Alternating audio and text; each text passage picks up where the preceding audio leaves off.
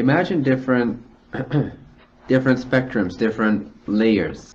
Layer 1, layer 2, layer 3, layer 4. You don't have to label it, but just different layers.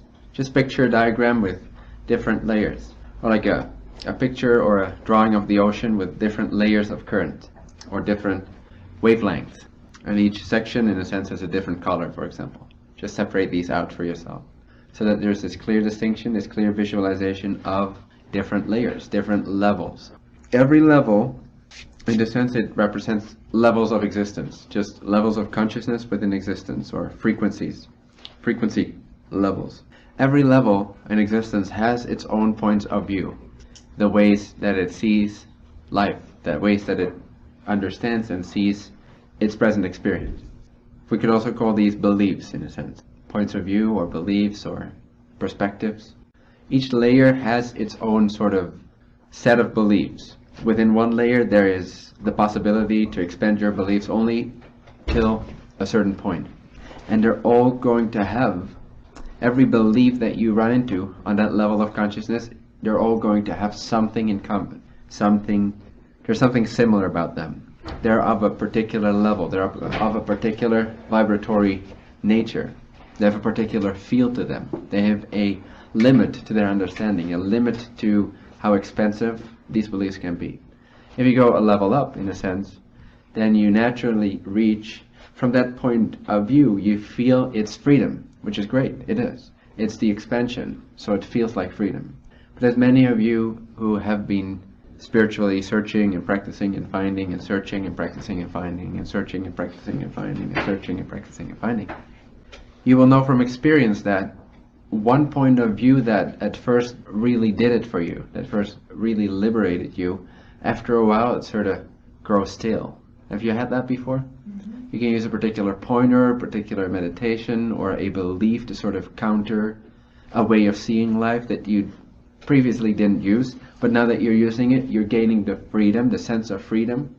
And maybe at that point you call that freedom, period. You say, oh, that's the freedom, this is the way it is.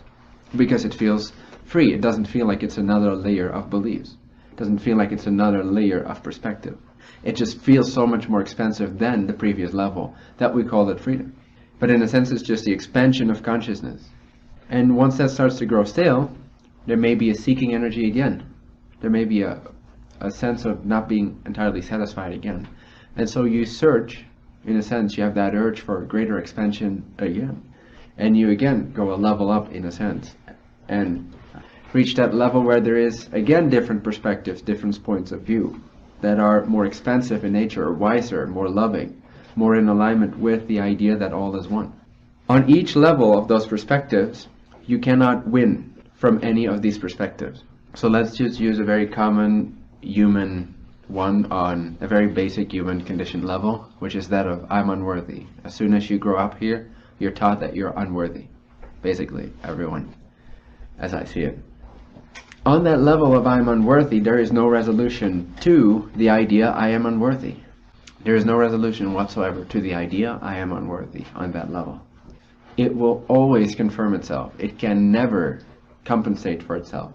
It can never find I am worthy on the same frequency as I am unworthy. The level which holds the belief I'm unworthy, from that level there is no healing of that perspective. It's always going to be right. You can't win. Realizing this, the best way to go level up is to admit total and utter defeat. Instead of fearing that it's true that you're not worthy and therefore trying to fight your way through life, trying to prove you are worthy. Instead, just say, it's true, I'm not worthy. Admit defeat. Say, it is true, I'm not worthy. It's actually true from that perspective that I'm not worthy. Well, okay, if I can't do anything about it, then who cares? If I don't have to fight to compensate for it, to prove it wrong, if I will always lose, no matter how hard I try, no matter how close I get, then finally I can lay down my arms and I can just relax and be who I want to be. It's always going to be true from a particular point of view that you're not worthy, that you're not good enough, no matter how well you perform, no matter how perfect you do the things you do to perform, to compensate. That seeking, in a sense, that suffering, that searching, that striving, is that compensation, that urge to compensate for that conditioned idea of I'm unworthy. But that compensation happens from having a portion of your consciousness be identified with that belief. Therefore, a portion of your consciousness sees through the point of view, I am unworthy. And that portion of your consciousness feels the urge. It is that portion of your consciousness that's looking through the belief, I'm unworthy, that feels like it wants to prove it's worthy. So it's never going to win, because it's looking from the point of view, I'm unworthy. So whatever it finds, it will always be true. So admit defeat, very important. And in a sense, you could call this a different way of looking at shadow work, if you're familiar with that. It's just to come to terms to own the fact that you believe you're not worthy, so that it can let go its grasp of it, or rather you can let go of that level of beliefs. So you can say it to yourself right now internally. What are you most afraid of in terms of personal failure? What would prove that you are indeed not worthy? What could you do? What could you mess up in life? What projects are you currently excited about that if you'd fail would mean something? Would mean a confirmation of I'm unworthy. What belief in yourself, what negative belief do you fear could be true? What are you subtly trying to compensate for? And it usually is a form of I'm not worthy. It can be I'm inadequate, I'm a failure, I'm not worth anything, I don't deserve anything. But it's a sense of I'm not worthy, I'm not there, I'm not good enough, I'm not perfect, I'm not loved. So find that belief that you're afraid of being true, and say to yourself internally, I'm afraid that it's true that that I'm unworthy, for example. I'm afraid that it's true that I'm unworthy. I'm afraid that it's true that I'm not perfect. I'm afraid that it's true that I'm a failure. And just feel the honesty of that within yourself. Feel the honesty of admitting that. And now say to yourself, it is true that I'm unworthy. And see how that may cause some uncomfortability. Because you still fear that it's true, but on some level you believe it's not the whole truth. That's why you keep fighting to compensate for it. You're trying on that same level to reach a state and to reach circumstances and to look a certain way in the eyes of other people that it will look like and feel like you are worthy. What is just a cover-up. So what does it bring up for you the moment you say, first you say, okay, I'm afraid that it's true that I'm unworthy. And you sort of sink into that feeling and you take a deep breath and you go, okay, that's true. And you just feel the honesty of that. And then you go on and say, and yes, it is true. I am unworthy. I can't escape that. It's absolutely true that I'm not good enough. On that level, from that perspective, I'm never going to be good enough. You're always going to be right. You can say that to your own belief. You're always going to be right. I'm never going to make it. I'm never going to be good enough. I'm never going to be loved. I'm never going to be perfect.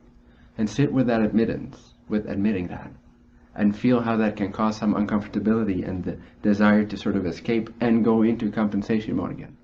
But try to sit with it for a moment. Try to feel into it. Try to not be afraid of the fear that it's true.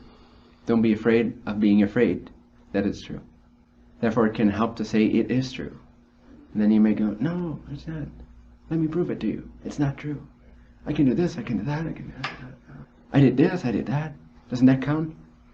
Just sit with the feeling where you say to your own belief system, it is true that I'm not worthy. And it's true that I never will be worthy in your eyes. In my own eyes, from this level of seeing, I will never be good enough. Ever. No matter what I do. No matter what I do. This belief is more intelligent than any attempt to compensate for it. You can never escape it. It will always checkmate you. So admit, full admittance, that that belief is absolutely true from its own point of view. Sit with that uncomfortability until it becomes a sigh of relaxation, a sigh of surrender, a sigh of letting go of the struggle to try and compensate for it. Because that's where the real pain comes in. That's where the real suffering is. That belief, that feeling I'm unworthy, doesn't mean anything. What's so bad about feeling unworthy? Feel it. What's so bad about it? Is it inherently wrong? It's just a feeling. I'm not good enough. I didn't make the cut. My daddy doesn't love me. My mommy doesn't love me. They don't see me for who I am.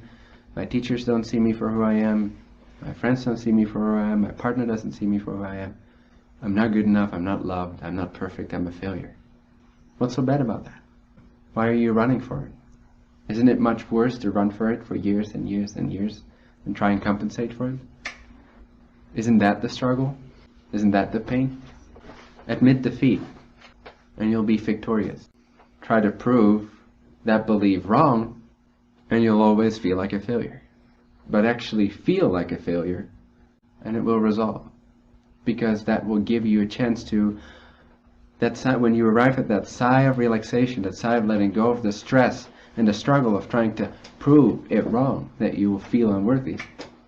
That trying to prove to yourself that you are good enough. When you relax that, by seeing that you can never win that battle, that relaxation is actually a sort of like an ascension into the next level of consciousness, where there is different, more expansive perspectives available to you. Does it make you uncomfortable? Yeah. Good. That's good. Because you've been running it from so long. You've been running from it for so long. So I don't expect you, and you shouldn't expect of yourself, to have that sigh of relief instantaneously, although it's possible. But the fact that you feel uncomfortable when you say to yourself, it is true that I'm not good enough. The fact that you immediately feel the urge to go out and prove yourself. Prove it otherwise. And just see that that attempt, that very tiny single attempt, is actually a symbol for your entire life. That's what you've been doing your whole life, to some extent in your own unique way. And see, just look at that belief, or look at that urge to then escape it again, when you say to yourself, it is true that I'm unworthy. And then that little, oh, no, it's not. Look at that and see that as your entire life. See that that encapsulates your entire identity, your entire life, your entire struggle, your entire search, even your spiritual search is polluted by it. Or especially your spiritual search. So sit with the uncomfortability, it's worth it. Sit with it, admit it again and again and again. Don't let yourself escape. See that truly it is true that you're unworthy. There's many perspectives out there that are absolutely valid, from which point of view you are absolutely not perfect. You're absolutely unworthy. You can come up with a lot of perspectives that actually see it that way. And so it's true.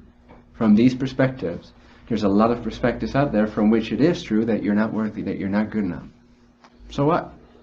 So what? It's true that you're not worthy from these perspectives. Really sit with that and admit that to yourself. And allow the uncomfortability to be there. Give it as much of your spacious awareness as you can. Just sort of rest into it. Admit that you're not going to feel well for a little bit when you're doing this. Admit or accept that it's going to be uncomfortable for a little bit. But see that it's going to save you the rest of your life.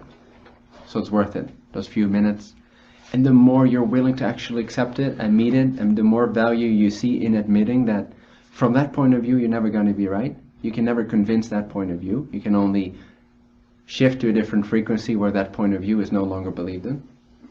But that from that point of view it's always going to be true. The more willing you are to face that, the more immediate that transformation happens.